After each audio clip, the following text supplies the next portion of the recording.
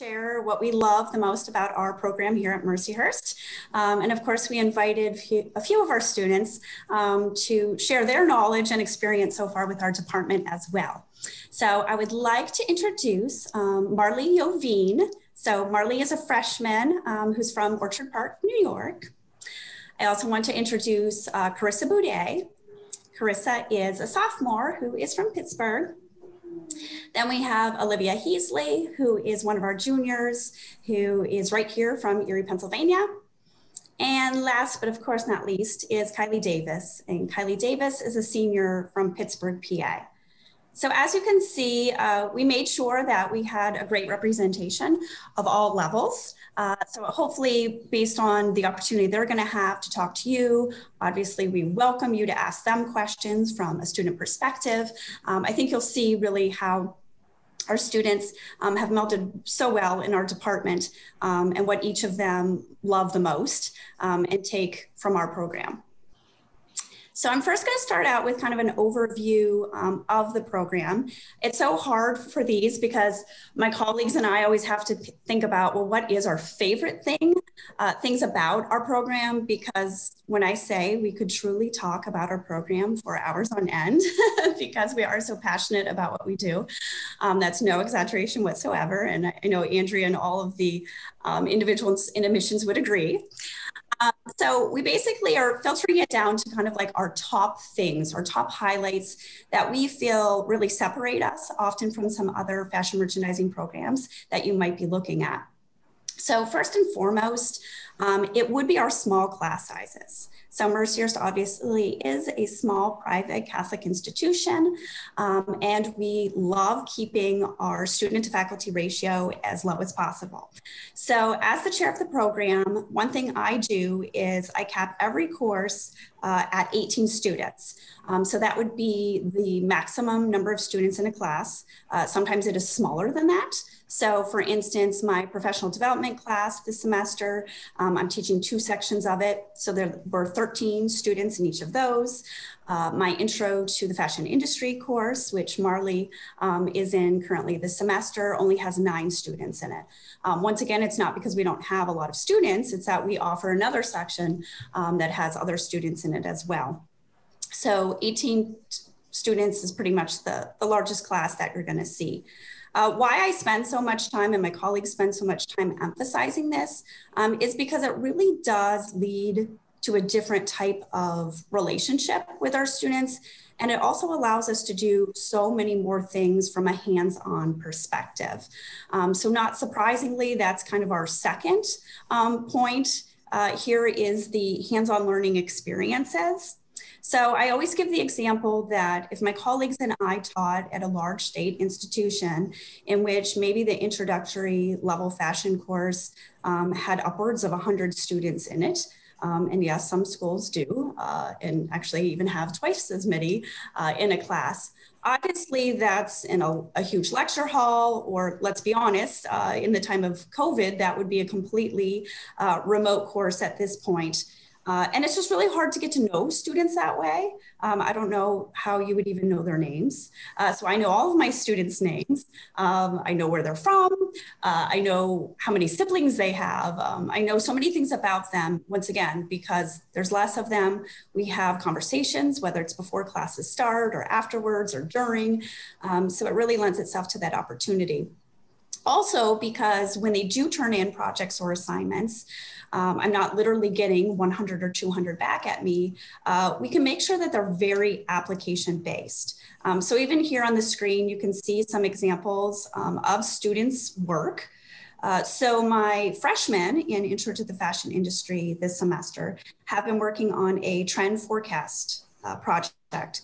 So basically, they have been watching the shows of all of the fashion weeks. So they started out with New York Fashion Week, then that went into London Fashion Week, Milan, and then we're headed into Paris Fashion Week to round out the International Fashion Weeks. So what they have been tasked to do is basically look at each of those weeks and try to see if they can see any emerging trends, whether that be based on color, style, silhouette, So they provide images to kind of support what trends they're seeing.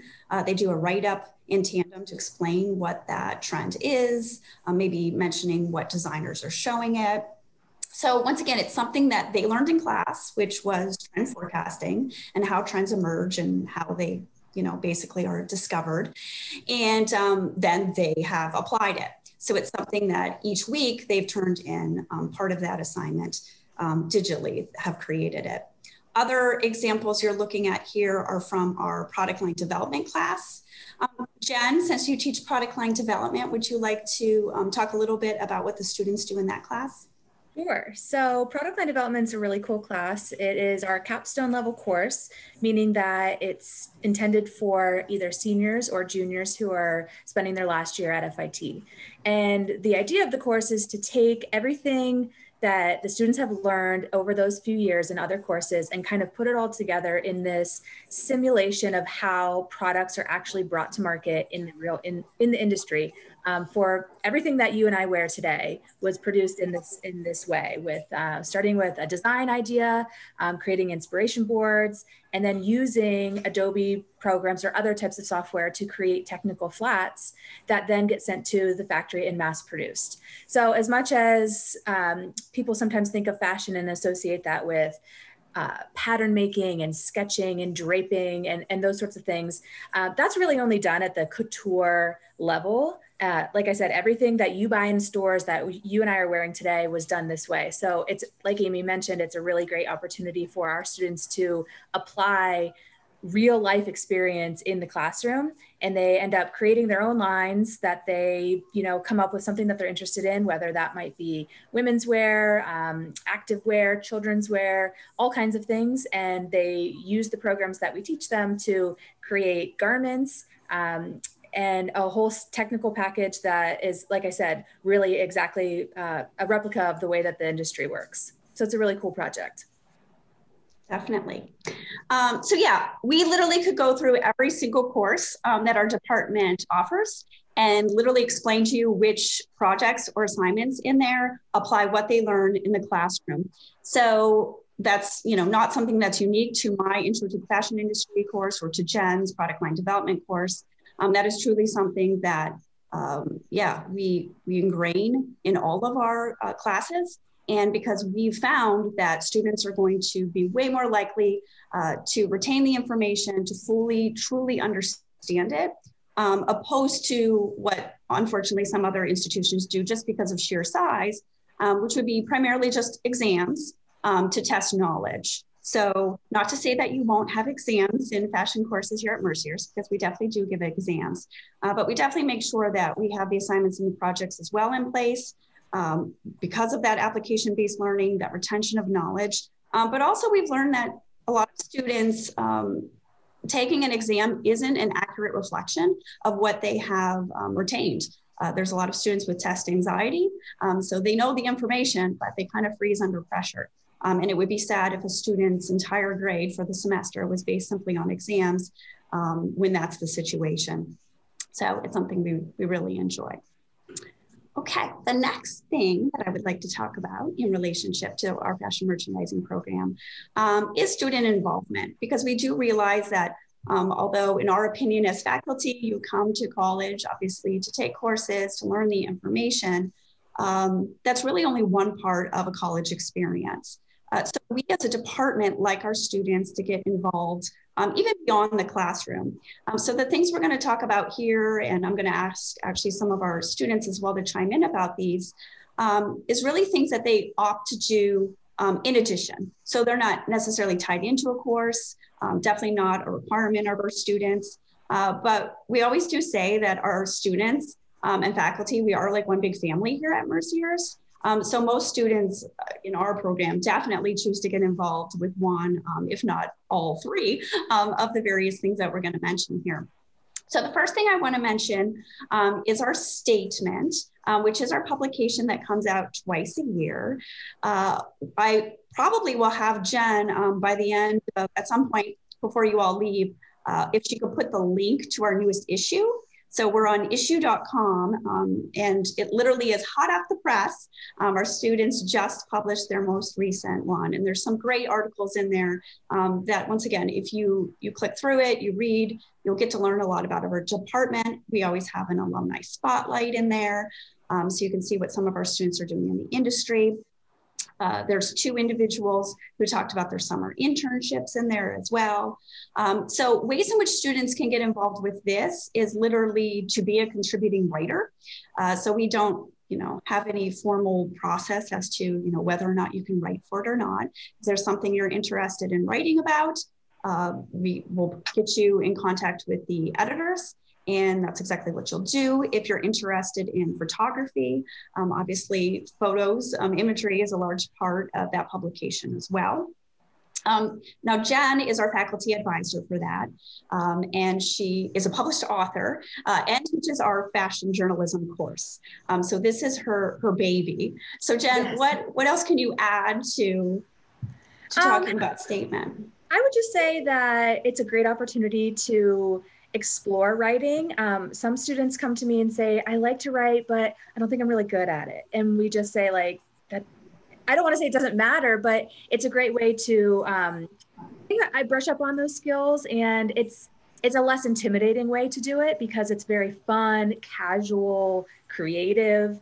So if you're into fashion, if you love magazines, if you love blogs, like that type of thing, then this would be right up your alley. And the 2 editors are students. They're great. It switches every year, of course, but they work really well with the contributing writers to put this all together. And then it's something great that you can share like on a resume or, in interviews later that you were participating in something for the department, a nice like hands-on thing that you can show. But yeah, I just think it's really cool to kind of explore some of those areas of whether it's something that's happening inside our department or it's just industry information on the whole.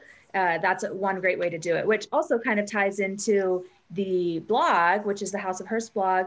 And those 2 kind of do go hand in hand, that it's essentially writing based. But we've had articles on the blog from students who have talked about their own experiences in the department or what it's like to be a Mercyhurst student, or maybe if they had a really cool summer internship or job or something like that. So we highlight students on both of the platforms and use it as a way to, expand the program and get the word out about, how much our students really love being at Mercyhurst. Wonderful. Thanks, Jen. Mm-hmm. Besides Statement, our publication, and our House of Hearst blog, we also have 2 different clubs in our department. So one is the Fashion Council, and the other is our Fashion Law Club. So I'm going to ask Olivia Heasley, our junior. She just so happens to be the vice president of the Fashion Council. So I'm going to ask her to mention a few things about what the Fashion Council does, how often they meet, and just some of the fun things that they do. Olivia? Hi guys, my name is Olivia, and one thing that I love about Fashion Council is how inclusive it is. So we have members from all different levels here, from freshmen all the way to seniors. And one exciting thing that I think is very important to mention is that we do have meetings once a month, and at the meetings we try to do fun activities. So we have a meeting tonight. We're doing a fun little PowerPoint presentation about the professors, in which everyone is also getting like a little goodie bag. They're getting a little candy, Halloween candy to go.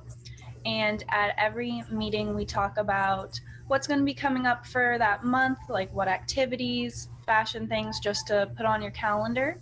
So we have been in the talks of running a scavenger hunt on campus for a Halloween theme. It'll be at night.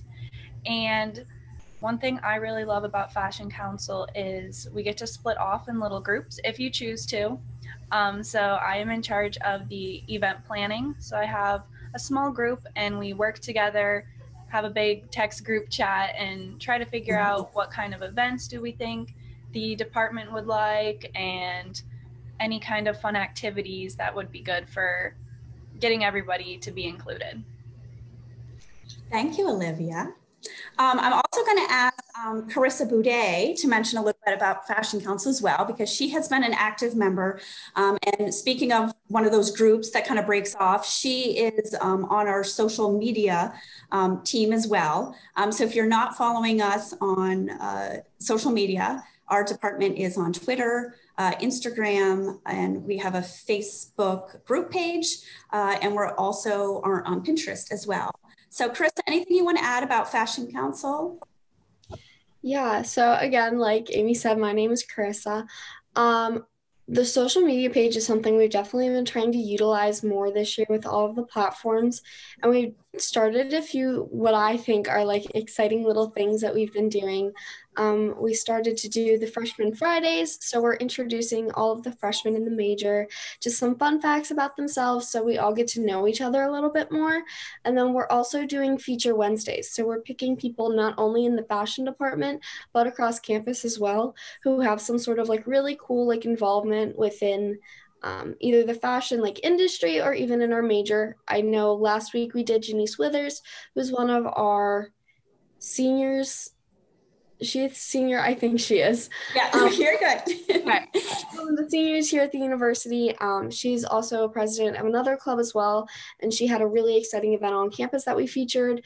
There's someone next week who has her own clothing business that we decided we're going to post about. So just a lot of really fun things like that. It's not just about like, hey, meet here at this time for the club. We're definitely trying to show all of the different aspects that we do have of fashion. Perfect. Thank you, Carissa. Our Fashion Law Club is one of our newer clubs, and really how that came out of it is we have one of our students who wants to go to law school. Intellectual property law specifically is directly related to our industry because every logo, every designer name obviously has to be protected under intellectual property rights. It's the legal aspect of our industry comes up in virtually every single class in some way. So we actually began offering an elective course in fashion law. So it ran for the very first time last year. So I teach the course, and students just love talking so much about the controversial cases that are always coming out between brands, designers, manufacturers, that they said, could we, kind of have like a spin-off other club that we kind of talk about cases, maybe have mock trials. And I said, hey, if you guys are willing to do the legwork, to getting it approved as a formal club on campus, and they hit the ground running and did exactly that.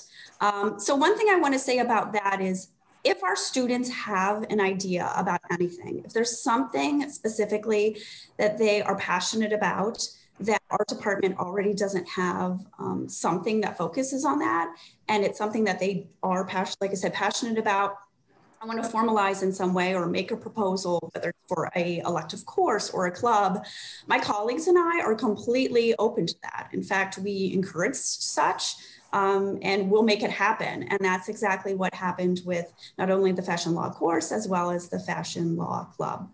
So really important. Okay, so that's student involvement. And two, we'll mention later, we'll throw it out to some students, that's just within the fashion department. Are there so many other things on campus that students can get involved with, even beyond their major related clubs? Yes, most definitely. And I know even the 4 students that we have here joining us today, many are involved with other things as well too that they can talk about.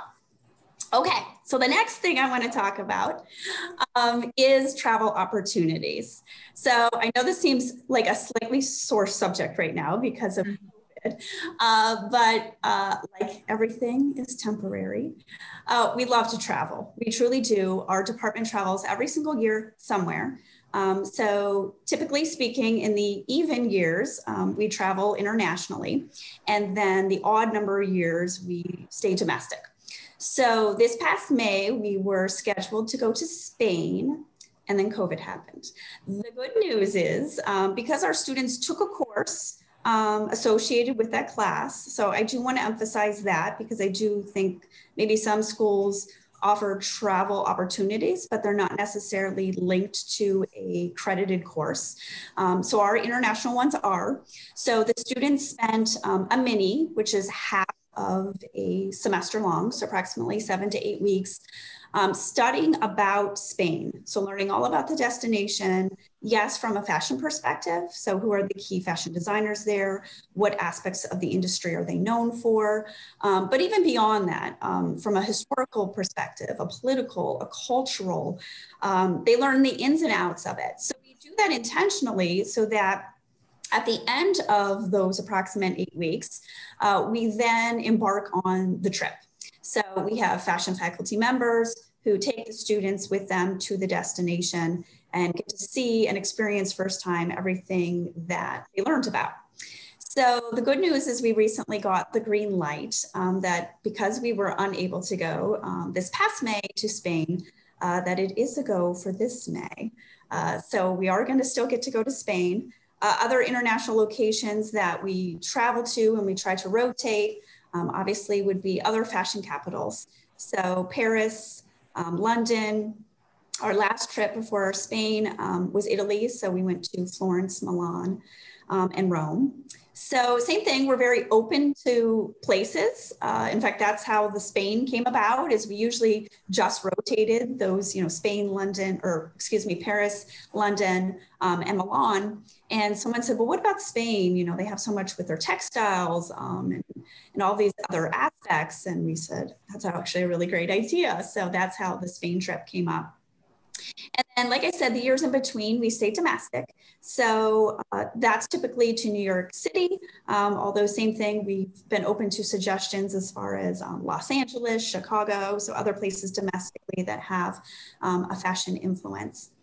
Now, I'm going to ask Kylie Davis, because Kylie has fully taken advantage of the travel opportunities over her 4 years here at Mercyhurst, to talk about where she's gone with us. And kind of what she's gotten out of that. Hi, everyone. I'm Kylie. I'm a senior, as Amy mentioned. I have had the opportunity to travel with the department, and I'm so excited to do it again. Let me just say, my freshman year, I went to Italy with our professors and the rest of the department, and usually about 20 to 25 students go. Is that right, Amy? They usually try and keep it right in between there. So it's like very well manageable for the professors. You always have friends with you. They try and have around like the same number of students from each grade to go. So my freshman year, we went to Italy and we were there for about a week and a half.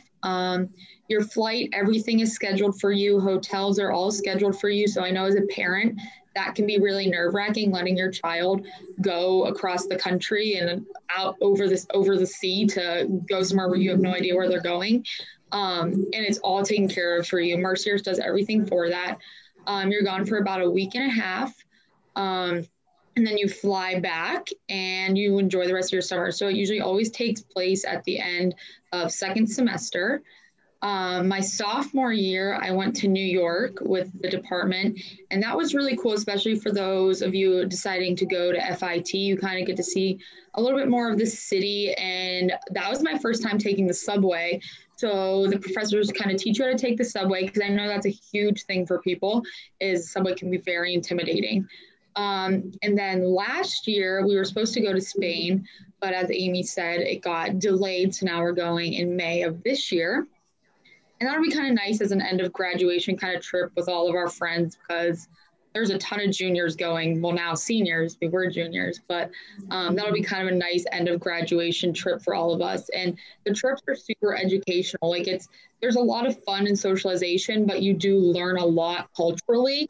And I think that's something you can take away from the trips, is that it is all fun, but you learn a lot as well. And you learn it in person instead of just learning it in a Spanish class you would take at Mercyhurst. Mm-hmm. Definitely. And I should mention, so each of the trips, we make sure that there are industry appointments. So yes, when we go to Paris, are we going to the Eiffel Tower? Yes, of course we are. Are we going to the Louvre? Yeah. So we go to all the places that you would stereotypically want to go based on that destination, even if you weren't a fashion major. But in addition to that, we make sure that the industry appointments really are providing hands-on opportunities for our students to experience things firsthand. Obviously, when we went to Italy, knowing that they're known for leather goods, we had went to a high-end leather handbag company that basically is contracted out to do a lot of various designers' leather goods. So we got to see where like Victoria Beckham's handbag line, where it was created and all the handwork that went into it. So it's really amazing to kind of see those aspects of the industry tied into it. The question we often get is, well, where will be our next international location after we go to Spain this spring? And we actually have not picked it yet. So the good thing is if you do end up coming to Mercyhurst, you can kind of weigh in and possibly influence where we ultimately decide to go to next. Okay, thank you, Kylie. The next thing I want to talk about which is the perfect, segue based on Kylie talking, is our 3+1 visiting student program with the Fashion Institute of Technology. So this is a program that we have had literally for over 2 decades. So how it works is students have the option, but they don't have to do this. They can stay all 4 years here at Mercyhurst. But if they so choose, they can apply to attend the Fashion Institute of Technology for 1 year, either their junior or senior year. So they would spend 3 years at Mercyhurst, 1 year at FIT. There are 3 different associate programs, 1-year associate programs that the students can choose from. So I emphasize that because the advantage of students who opt to do this is that they end up graduating with 2 different degrees in 4 years. So they still graduate with their Bachelor of Science in Fashion Merchandising from Mercyhurst, but then they also graduate with a 1-year associate's degree from FIT. So students who like the idea of being able to have 2 different degrees put on their resume, having the opportunity to be exposed to somewhere different than Mercyhurst campus, although it's beautiful and our students do miss it when they're away. So students do have to apply, so it's not a given. However, the requirement is that our students have a minimum 3.0 to apply and get accepted to go. So any of our students who have met that requirement of the 3.0 GPA here at Mercyhurst at the time in which they applied have gotten in. Now this year is very unique, as we all know all too well. So FIT is virtual this semester. So Kylie, who just spoke to you about her travel, as a senior did opt to apply and attend FIT. So she is taking classes at FIT, but she is doing so remotely from home, which for her is Pittsburgh. So we are hoping that the opportunity to maybe go in the spring to New York exists. And like we said, this is very unique. We've never had this, instance in which the students haven't been physically in New York. So, Kylie, anything you want to add about that? I don't think so. I think you kind of touched on everything. Hopefully we'll get to go in spring, but I mean, I still feel like I'm getting the FIT experience of the school, just not the city. So it's definitely a different experience, but you know what? Everything happens for a reason. This is true. And that's what I love about our students is they have such a positive attitude and it's contagious. We love it. I was just going to add one other thing too. If there are students who are considering not going to FIT, it's also a great opportunity to pick up something like a minor if you stay all 4 years at Mercyhurst. So if you think about it, the ones that do want to go to FIT, they finish all of their Mercyhurst requirements in 3 years. If you're staying all 4 years at Mercyhurst, then you've got extra time and extra room to fill your schedule with other classes. So many of our students end up picking up a minor or even a double major. So there are lots of different avenues or possibilities that we would work one-on-one with our students who are our advisees to really map out the college experience that they want individually.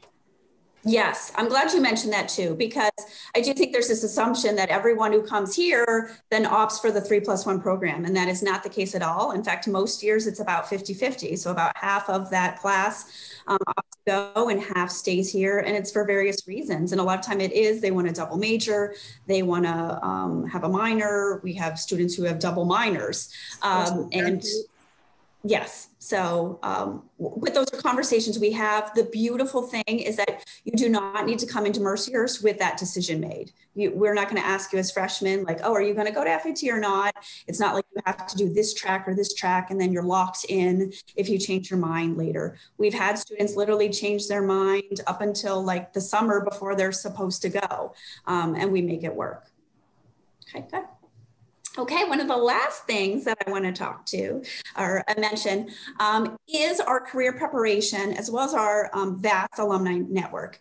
So one thing that we're passionate about is obviously getting our graduates jobs because that's why you go to college, right? Is to study what it is you're most interested in and to get a career in that area of study.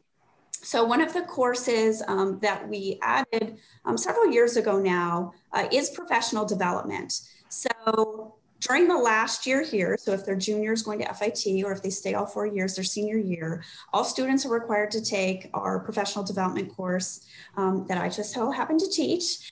And truly what we do is we make sure our students have a perfected resume, perfected cover letter, have interview skills, have narrowed down the areas of industry that they're the most interested in, talk about how to secure internships, how to negotiate salary, you name it. So I'm going to ask Olivia if she would mention a few things because she literally just finished this class on Monday. So it was the first half of our fall semester. So it was a mini course.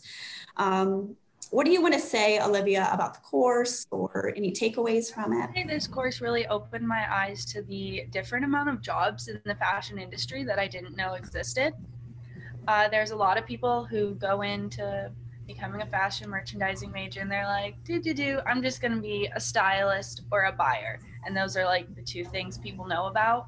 But going through this course, you go through a whole PowerPoint of all different jobs that you don't know existed, all the way to like someone who's working with the environmental input a company has, to his like somebody who's going to just work more like in PR, marketing, all these different jobs that you didn't really know related to fashion, but they do.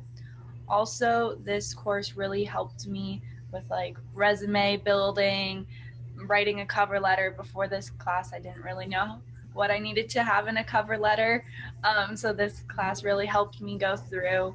And also with this class, it's very like close knit. So you're really working with the other students and talking about what do you want to do in the future, because you're bouncing off ideas back and forth and being like, oh, well, I know so-and-so, this person had an internship here, you should get in touch with them. Like, I know so-and-so from home, they're looking for an intern.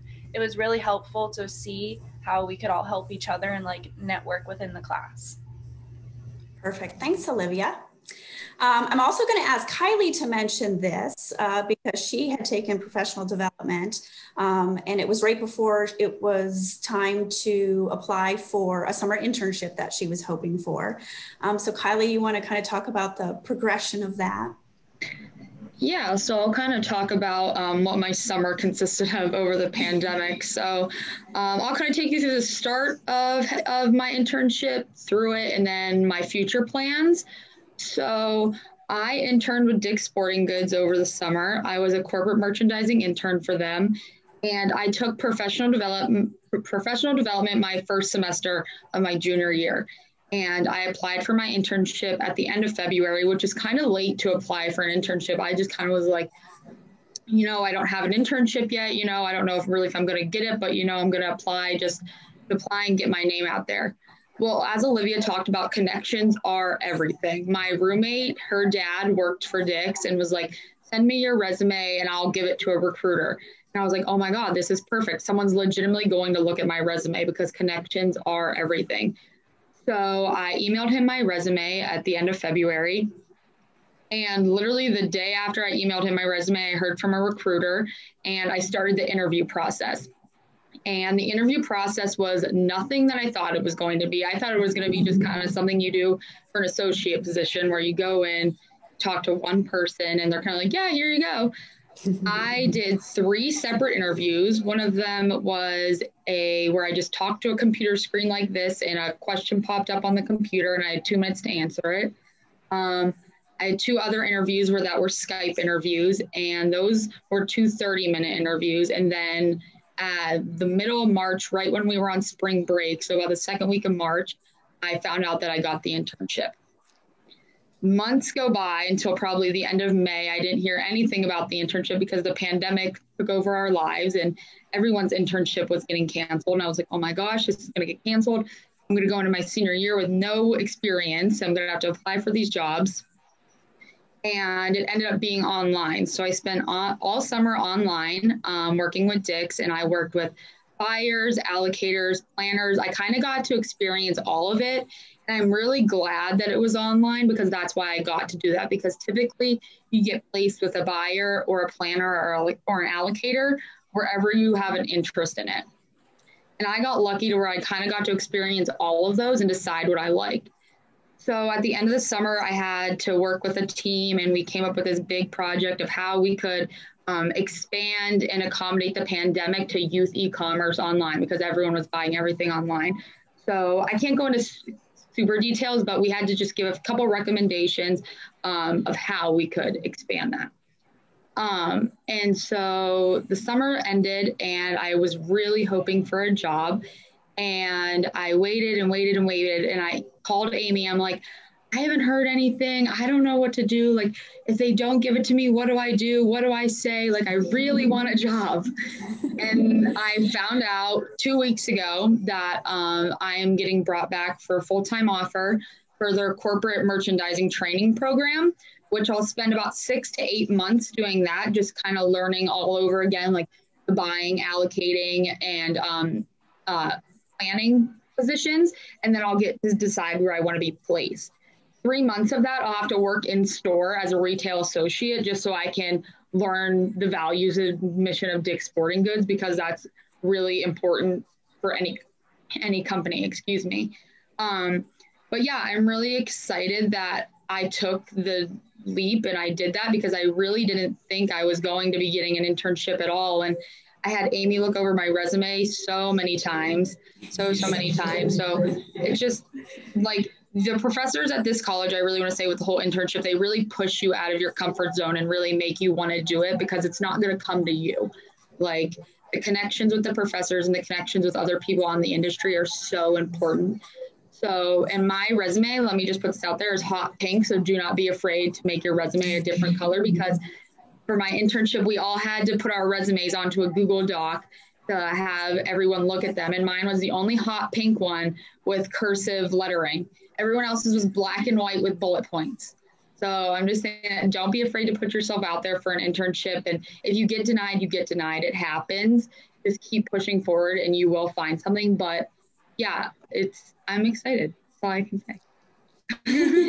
Thank you. We're very excited for Kylie, obviously. Thank you, Kylie. I hope I covered everything that you wanted me to cover. You sure did. You did an awesome job. Thank you, Kylie. Thank you.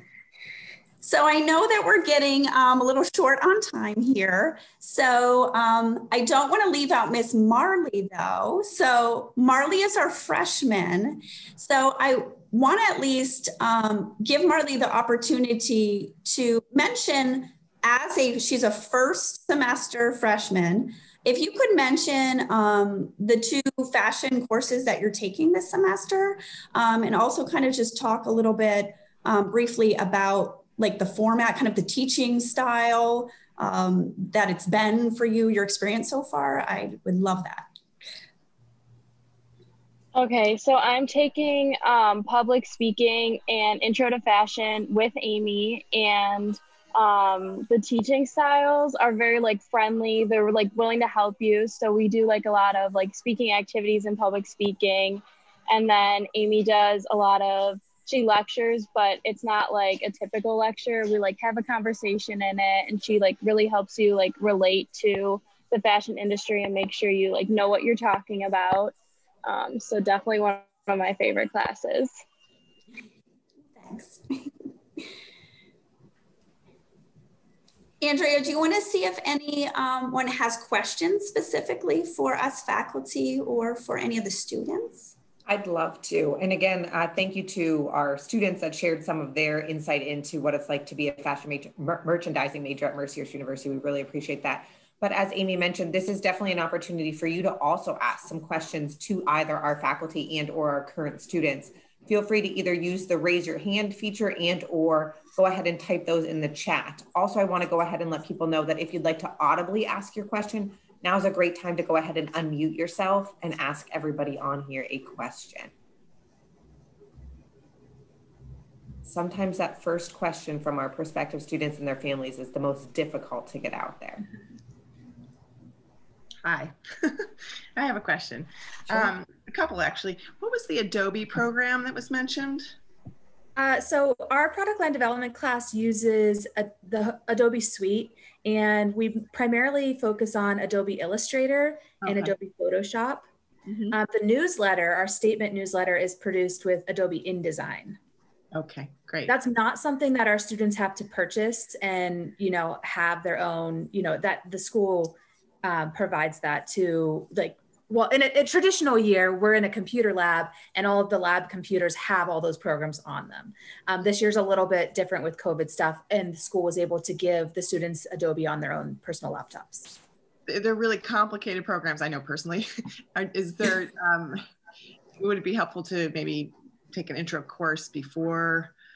Obviously. Well, interestingly enough, we just started a course for freshmen. Last year was the first year it ran. And it is basically designed to be a prerequisite course for that capstone class. So we call it Intro to Tech, and we cover the Adobe things. And we also cover things like Microsoft Excel and other things that the students can learn freshman year and build upon for the rest of their time at Mercyhurst. So we've never really had issues in the past where they get to that capstone course and, you know, really, really struggle. There's certainly some that are more experienced with the Adobe programs than others, but I teach that course, and I know Kylie can attest, Olivia can attest, because they've taken it, that we really do start at like ground level, that you've never used this program before. And like, here's what this black arrow does, and here's what this does. So yeah.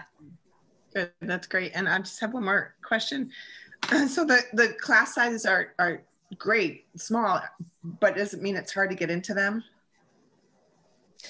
No, that's actually a really great question. So what I do, in fact, I just did this past week, getting ready for the spring semester, is I literally pull up all of our majors, see how many freshmen there are, how many sophomores, and then I make sure that whatever I set the caps at with the number of sections, that everybody would get in. So we would never have an instance where, you know, a freshman's supposed to take this in the spring. Oh, darn, Amy capped it so small that I got to wait till next year. Like, literally make sure that there's enough for all students who need to take that required course. Good. No panic rushing to the registrar's office. No, worst case scenario, if there's an instance where someone needs it to graduate and, you know, I miscalculated who needed it, there's the possibility, you know, we call it signing in, but yeah, there's a way to ask the registrar to raise the cap so that student could get in. So we've never had a student like not be able to graduate or not be able to go to FIT because they got closed out of a fashion course that they needed and they therefore, couldn't go or graduate. Great. And I just have one more question. I'm sure I could find this out elsewhere, but how many students are in the program? We have just over 100 majors and minors. So for a school Mercyhurst size, we're one of the larger majors on campus. But once again, if you compare that maybe to the number of fashion majors at, you know, a Kent or, you know, a school like that, it sounds probably, you know, quite small actually. But for an institution our size, we're a very viable, visible department on campus. Awesome. Thank you. Sure. Jen and Amy, one of the other things I wanted to mention, and her questions made me think of that, is a lot of students don't necessarily have any exposure to the fashion industry at their high school. Is that something that you expect all of your incoming freshmen to have, or are they okay taking those introductory courses fall of their freshman year without any of that prior experience? That's a great question. Yeah, we completely realize that, at best, some schools, because home economics morphed into family consumer sciences, and some of those, schools do offer some type of fashion related program, but most don't. So yeah, we have no requirements, no expectations of anything that students do know about the industry. As Olivia mentioned, I used to ask freshmen, who were interested in the program, like, what do you think you want to do when you graduate? And it's true. They usually would say that they want to be a buyer or a stylist. And I quit asking because I realized that it's not even really necessarily that's truly what they want to do. It's all they know that you possibly can do with the degree. So yeah, no prior knowledge needed. Like the Adobe Illustrator is a prime example, the Adobe Suite, we have no expectation that students have ever even touched those programs. If they have, that's great, but we make sure that we start at the ground level and build up for those who haven't. And then Kylie, one of the questions I wanted to ask you as well too is, did you feel confident leaving Mercyhurst and actually enrolling at FIT? And how have you been able to go ahead and navigate that curriculum? Yeah, so now that I'm kind of on my own, like I'm not with my Mercyhurst family anymore, it's definitely a different experience. I feel that Mercyhurst and the professors that I was with for 3 years definitely gave me the skills to be able to, one, be able to handle this on my own. I am with new professors. I have no idea who they are at FIT. I've never met them in person. I know nobody in the classes because I've never seen them before or met them in person. But I feel that the professors, especially in professional development that you learn and through all 3 years, they give you those skills to read a syllabus, plan out how you're going to go forward with these tasks and get the assignments done and really feel confident in the work that you're turning in, because the professors, they want to see you do your best. So I feel that when they want you to do your best, you're going to keep doing that even when you're on your own and you're not at Mercyhurst anymore. I can say that for my internship as well. I felt very confident after my interviews that I did because I learned those skills and was taught how to properly do them in professional development.